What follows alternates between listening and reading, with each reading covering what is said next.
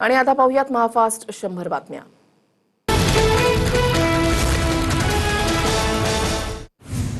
विधानभवनातल्या दालनामध्ये उपमुख्यमंत्री एकनाथ शिंदे आणि शरद पवारांमध्ये भेट। कॅबिनेट बैठक सोडून शिंदे पवारांच्या भेटीला महाराष्ट्र कर्नाटक सीमा प्रश्नी बैठक झाल्यानंतर पवार शिंदेंच्या दालनामध्ये गेले। पवारांच्या आमदारांची शिंदेंच्या कार्यालयामध्ये बैठक।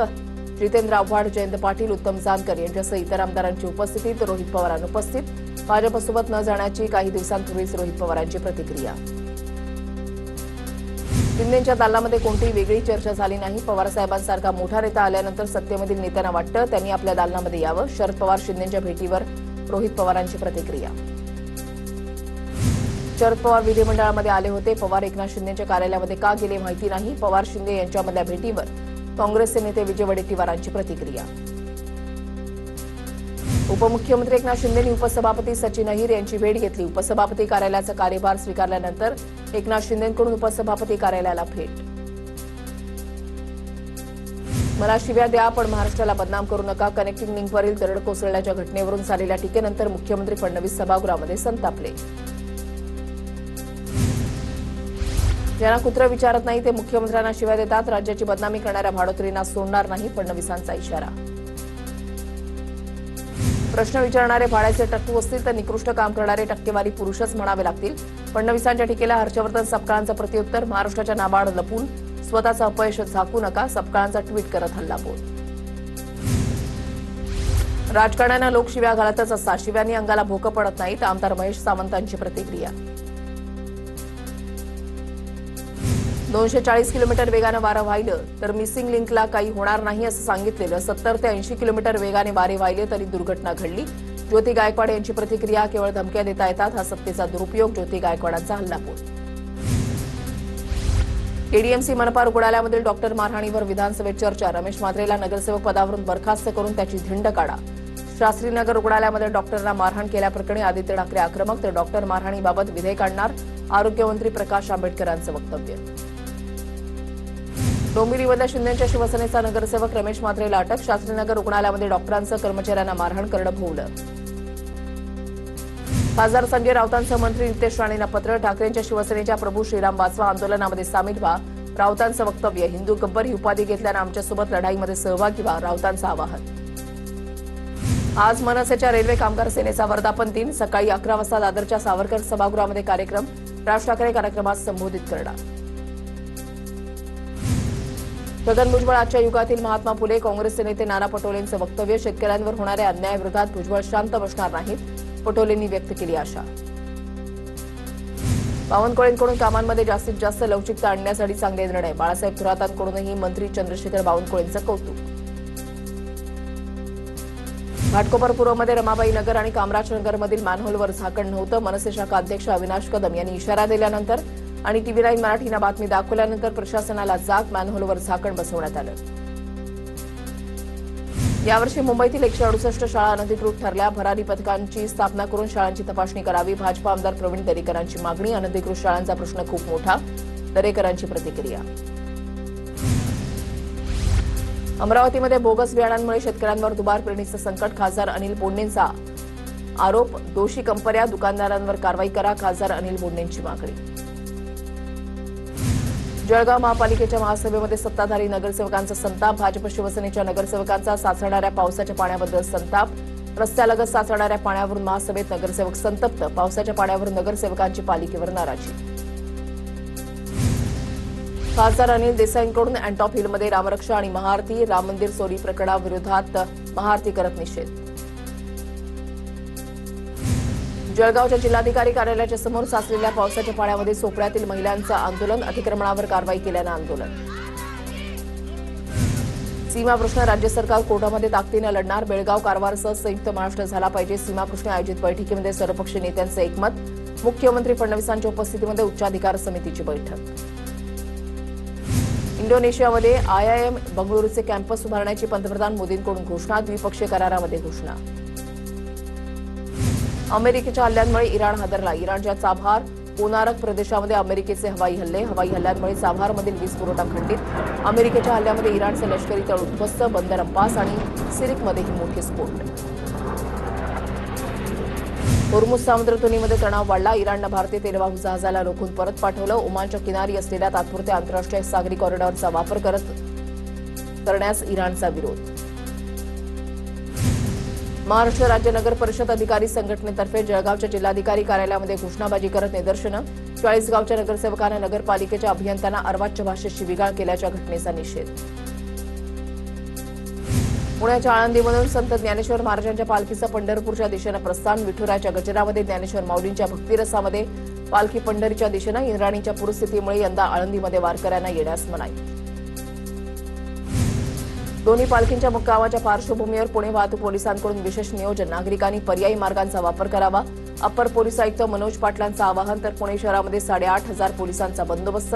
सुरक्षेसाठी एआय तंत्रज्ञानाचा वापर. पोलीस दलाची तयारी पूर्ण. आळंदीमधल्या 4 पूल अद्यापही बंद. स्ट्रक्चरल ऑडिटनंतरच पालखीचा अंतिम मार्ग निश्चित होणार. पूल सुरक्षित नसल्यास पालखी मरकळ रोड मार्गे नेण्याचा पर्याय अवलंबला जाईल. पालखी सोहळा प्रमुख राजेंद्र उमाप यांची माहिती. रायरेश्वर किल्ला ते पंढरपूर दिंडीचे पंढरपूरकडे प्रस्थान. रायरेश्वरावरील शिवमंदिरामध्ये वीणा पूजन करून दिंडी रवाना. पुण्यामध्ये आज ज्ञानेश्वर महाराज आणि तुकाराम महाराजांच्या पालख्यांचं आगमन होणार. शहरातील मुख्य रस्ते आज बंद राहणार. पोलिसांकडून पालखीनिमित्त वाहन चालकांसाठी पर्यायी मार्ग जाहीर. पर्यायी रस्त्यांचा वापर करण्याचं आवाहन.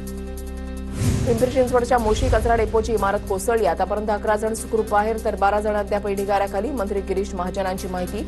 युद्धपातळीवर बचाव कार्य सुरू. उपमुख्यमंत्री सुनेत्र पवारांकडून मोशीतील इमारत दुर्घटनेचा आढावा. दुर्घटनेमध्ये अडकलेल्या लोकांना बाहेर काढण्यासह जखमी व्यक्तींवर तातडीनं उपचार करण्याच्या सूचना. पिंपरी चिंचवडच्या मोशी इथली घटना अत्यंत दुर्दैवी. सरकार कामगारांच्या जीवाला कचरा समजतंय का? रोहित पवारांचा सवाल. घटनेची सखोल चौकशी करून दोषींवर कठोर कारवाई करावी. रोहित पवारांची मागणी. पुणे सातारा घाटमाथ्याला पावसाचा ऑरेंज अलर्ट. तर पालघर रायगड रत्नागिरी कोल्हापूर घाटमाथा बुलढाणा अकोला अमरावती वर्धा जिल्ह्यांसाठी पावसाचा येलो अलर्ट जारी. साताऱ्यामधल्या काही तालुक्यांमध्ये आज शाळांना सुट्टी जाहीर. कराड सातारा जावळी आणि वाई तालुक्यामध्ये शाळांना सुट्टी. खडकवासला धरणातून मुठा नदी पात्रामध्ये 27,000 क्युसेकने पाण्याचा विसर्ग. नदीकाठच्या नागरिकांना सतर्कतेचा इशारा. प्रवाह वाढल्यानं भिडे पूल पाण्याखाली. पुण्याच्या बाणेर परिसरात संरक्षक भिंत कोसळली. रामनदीच्या पाणी पातळीमध्ये वाढ. संरक्षक भिंत कोसळली. रायगडच्या पाताळगंगा नदीमध्ये 3,000 गॅस सिलेंडर वाहून गेल्याची घटना. याचा व्हिडिओ समोर. हे रिकामे गॅस सिलेंडर ज्यांना सापडले असतील त्यांनी तत्काळ एचपीसीएल कंपनीकडे जमा करण्याचं आवाहन. खेडजवळच्या बोरघरमधील मुंबई गोवा महामार्ग ठप्प. दोन्ही बाजूला वाहनांच्या रांगा. मार्गावरील साचलेल्या पाण्यातून जीवघेण्या प्रवासाची वाहन चालकांवर वेळ. रत्नागिरीच्या खेडमध्ये मुसळधार पावसानं हजेरी लावली. खेडच्या बोरघर परिसरात पाताळी नदीला पूर आलाय. गावातील नदीकाठच्या घरांना पाण्याचा वेढा. रायगडच्या रोह्यामध्ये पूरस्थिती गंभीर. कुंडलिका नदीनं ओलांडली धोक्याची पातळी. नदीचं पाणी रोहा शहरासह मुख्य बाजारपेठेमध्ये शिरल्यामुळे जनजीवन विस्कळीत. बाजारपेठेमध्ये 3 ते 4 फूट पाणी. रोहा नागोठणे आणि रोहा कोलाड मार्ग वाहतुकीसाठी बंद. रायगडमध्ये मुसळधार पावसानं पानोसे नदीला मोठा पूर. पुरामुळे महामार्गावरील पानोसे नदीला मोठा पूर आलाय. रायगड पुणे मार्गावरील वाहतूक पूर्णपणे बंद. महाडमध्ये विन्हेरे विभागामध्ये ढगफुटी सदृश्य मुसळधार पावसामुळे मल्लिकार्जुन नदीला पूर आलाय. नदीचं पाणी विन्हेरे गावातील बाग आळी परिसरामध्ये शिरल्यामुळे पूरस्थिती निर्माण.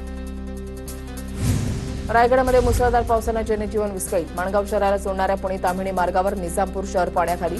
बस स्थानकातही पाणी शिरलंय. अनेक दुकानात पाणी शिरल्यानं व्यापाऱ्यांचं नुकसान. रायगड जिल्ह्यामधल्या ताम्हिणी घाटामध्ये रस्त्याखालचा भराव खचला. ताम्हिणी डोंगरवाडी इथला रस्त्याखालचा भराव वाहून गेला. रस्त्याला भलं मोठं भगदाड. पुणे आणि रायगड जिल्ह्यांना जोडणारा प्रमुख घाट रस्ता धोकादायक. या मार्गाने प्रवास करू नये असं आवाहन. रत्नागिरीच्या परशुराम घाटातील गॅबियन भिंत कोसळण्याचा धोका वाढला. पाण्याचा निचरा करण्यासाठी बांधलेला सिमेंट कॉन्क्रीटचा भाग तुटला. घाट धोकादायक. गॅबियन वॉल खालची माती मोठ्या प्रमाणात वाहून गेली. इचलकरंजीमध्ये पंचगंगा नदीची पाणी पातळी 61 फुटांवर. 75हून अधिक बंधारे आणि मंदिरं पाण्याखाली. मंदिरं आणि लहान पूल बुडाले असून पालिकेनं आपत्ती व्यवस्थापनासह पूरग्रस्तांसाठी 42 ठिकाणी छावण्या सज्ज ठेवल्या. सातारा जिल्ह्यामधल्या वाई खंडाळा आणि महाबळेश्वरमधील पर्यटनस्थळांवर 10 जुलैपर्यंत बंदी. अतिवृष्टीचा इशारामुळे उपविभागीय दंडाधिकाऱ्यांचे आदेश. पूरस्थिती आणि दरडी कोसळण्याची तीव्र शक्यता असल्यामुळे निर्णय. विरारमध्ये मुसळधार पावसानं हजेरी लावली. सकल भागामध्ये पाणी साचायला सुरुवात. विरार पश्चिमच्या आगाशीतल्या टेंभीपाडा गावातील परिसरामध्ये सोसायटीच्या परिसरामध्ये पावसाचं पाणी साचलं. वसईचे मिठागर परिसराला 5व्या दिवशी पाण्याचा वेढा. शेकडो नागरिकांचं 5 दिवसांपासून हाल. मुसळधार पावसामुळे घरामध्ये पाणी शिरल्यामुळे मोठं नुकसान. नालासोपारा पूर्वच्या आसोळी रोड परिसरात 4 दिवसांपासून बत्ती गुल. पावसामुळे वीज पुरवठा खंडित. वीज पुरवठा सुरळीत होत नसल्यामुळे संतप्त नागरिकांचं आंदोलन. सांगलीच्या अंकलीमध्ये कृष्णा नदीच्या पाणी पातळीमध्ये वाढ. कृष्णा नदीची पाणी पातळी 24 फुटांवर पोहोचली. मागील 24 तासामध्ये 5 ते 6 फुटांनी कृष्णेच्या पाणी पातळीमध्ये वाढ. साताऱ्यामधल्या कराडमध्ये तारळी नदीला पूर. जोरदार पाऊस सुरू राहिल्यास खंडोबाची पाली गावात पाणी शिरण्याचा धोका. प्रशासनाकडून नागरिकांना सावधान होण्याचा इशारा. पुरंदरच्या वीर धरणातून नीरा नदीपात्रामध्ये 6037 क्युसेक वेगानं विसर्ग सुरू. नदीकाठच्या गावांना सतर्कतेचा इशारा. पावसामुळे वीर धरणातील पाणी साठ्यामध्ये झपाट्यानं वाढ. नाशिकमध्ये झालेल्या मुसळधार पावसाचा इगतपुरीमधल्या टाकेत बुद्रुकला सर्वाधिक फटका. वस्तीमध्ये राहणाऱ्या लोकांच्या घरामध्ये पाणी शिरल्यामुळे 48 कुटुंबांचं जनजीवन विस्कळीत. नाशिकच्या सिन्नरमध्ये मुसळधार पावसानं विघनवाडी ते कारवाडी रस्ता वाहून गेला. रस्त्याचा मुख्य भाग वाहून गेल्यानं दोन्ही गावांचा संपर्क तुटला. गावांचा संपर्क तुटल्यानं वाहतूक पूर्णपणे ठप्प. महाबळेश्वरमध्ये पावसाचा जोर दिवसेंदिवस वाढत असून पर्यटकांचं मुख्य आकर्षण असलेला प्रसिद्ध लिंगमळा धबधबा आता रौद्ररूपामध्ये ओसंडून वाहू लागलाय. गोंदियामध्ये पुन्हा जोरदार पावसाची हजेरी. पावसामुळे खरीप पेरणीला पुन्हा वेग. पावसामुळे शेतकऱ्यांमध्ये समाधानाचं वातावरण. छत्रपती संभाजीनगरमध्ये सोयगाव तालुक्यामध्ये मुसळधार पावसाची हजेरी. मुसळधार पावसानं नदी नाल्यांना पूर. निंबाळकी गावाला पुराच्या पाण्याचा वेढा. नदीकाठच्या गावांना सतर्कतेचा इशारा. कर्जतमध्ये मुसळधार पावसानंतर उल्हास आणि चिल्लर नदीला पूर. शेलू गावात उल्हास नदीचं पाणी शिरलं तर अंबैली नदीचा बंधारा फुटल्यामुळे पूरस्थिती. नागरिकांची सुखरूप सुटका. राज्यामध्ये पुरामुळे लेप्टोस्पायरोसिसचा धोका. संसर्ग रोखण्यासाठी आरोग्य विभागाकडून तयारी. साचलेल्या पाण्यातून लेप्टोस्पायरोसिस या जीवाणूजन्य आजाराचा धोका. अंगावर खरचटला अथवा जखम असल्यास पाण्याचा संपर्क टाळण्याचं आवाहन. पानवल धबधबा, भाटे बीच, गणपतीपुळे समुद्रकिनारा आणि नेवळी धबधबा परिसरामध्ये पर्यटकांना बंदी. पालकमंत्री उदय सामंत यांच्या आदेशानंतर प्रशासनाकडून अंमलबजावणी. देवळ्याच्या चोर चावडी धबधब्यावरून 24 तासानंतर तरुणाचा मृतदेह सापडला. एनडीआरएफच्या शोध मोहिमेला यश.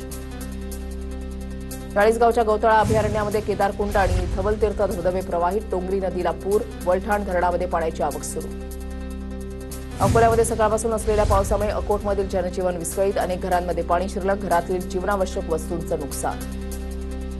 उजनी धरणामध्ये पाण्याची आवक वाढली. नदीकाठच्या शेतकऱ्यांची विद्युत मोटार पाईप केबल काढण्याची लगबग. मुसळधार पावसामुळे उजनी धरणाच्या पाणीसाठ्यामध्ये वेगाने वाढ. हिंगोली जिल्ह्यामध्ये अनेक गावांना मध्यरात्री 3 ते 4 वेळा भूकंपाचे धक्के. 4.6 इतकी भूकंप मापक केंद्रामध्ये भूकंपाची नोंद. लातूरमध्ये चाकूर तालुक्यामधल्या राचानावाडी स्कूल बस उलटल्यानं 30 ते 35 विद्यार्थी जखमी. 2 गंभीर विद्यार्थ्यांवर लातूरमध्ये उपचार. चालक मोबाईलवर बोलत होता त्यामुळे नियंत्रण सुटल्यानं बस रस्त्याकडेच्या खड्ड्यामध्ये जाऊन उलटली. जखमी विद्यार्थ्याची माहिती. 10 जुलैपासून बारामतीमध्ये दररोज पाणी पुरवठा होणार. बारामती नगर परिषदेकडून प्रसिद्धीपत्रक जारी. महाराष्ट्रामध्ये एकाच महिलेकडून 45 वेळा अंडाणू काढण्याचा अमानुष प्रकार झाला. नियम मोडून महिलेचं 45 वेळा अंडाणू काढण्यात आलं. दोषी डॉक्टरवर थेट मकोका लावा. चित्रा वाघ यांची मागणी. फलटणमध्ये विजेच्या धक्क्याने एकाच कुटुंबातील 4 जणांचा मृत्यू. एकाला वाचवण्याच्या प्रयत्नामध्ये 4घांचा बळी गेला. खामगावच्या शिंदे कुटुंबातील 4घांचा विजेच्या धक्क्यानं मृत्यू. इचलकरंजीच्या पेठवड गाव शहरामध्ये भर दिवसा धारदार शस्त्रानं पत्नीवर वार करून निर्घुण हत्या. वडगाव बसस्थानकाच्या मागील बाजूला घडली घटना. अमृता दीपक कांबळे असं मृत महिलेचं नाव. मागील काही दिवसांपासून दोघांमध्ये घरगुती वाद सुरू होता. नागपूरच्या धंतोली परिसरामध्ये अचानक बेपत्ता झालेल्या एकाच कुटुंबातील 5 जणांना शोधण्यात यश. पिंपरी चिंचवडमधून कुटुंबाचा शोध. कुटुंबावर कर्ज असल्यानं कुटुंब गाव सोडून गेल्याची माहिती. अहिल्यानगरच्या पाईपलाईन रोड परिसरामध्ये एका कपड्याच्या दुकानामध्ये ग्राहकांकडून दुकानदाराला मारहाण. दुकानामध्ये खरेदीसाठी आलेल्या 2 जणांनी किरकोळ कारणावरून दुकानदाराला मारहाण केली. घटनेची माहिती मिळताच पोलिसांनी घटनास्थळी धाव घेत आरोपींच्या विरोधात गुन्हा दाखल केला. वाशिमच्या कारंजामध्ये एमडी ट्रक्ससह 3घांना अटक. कारवाईमध्ये 7.41 gram MD drugs, mobile phone आणि दुचाकी असा मुद्देमाल जप्त. कारंजा पोलिसांना मिळालेल्या गुप्त माहितीच्या आधारे कारवाई करण्यात आली. धुळ्यामध्ये गॅस काळाबाजार रॅकेटचा पर्दाफाश. 106 सिलेंडर जप्त. 6 कोटींचा मुद्देमाल जप्त करण्यात आला. महसूल आणि पोलीस प्रशासनाची संयुक्त कारवाई. बीडच्या बाळापुरातील रस्ता मोकळा करण्यासाठी गेलेल्या तहसीलदारांच्या समोर गोंधळ. महिलेला शिवीगाळ करत जीव मारण्याची धमकी. 4 आरोपींच्या विरोधात गुन्हा दाखल.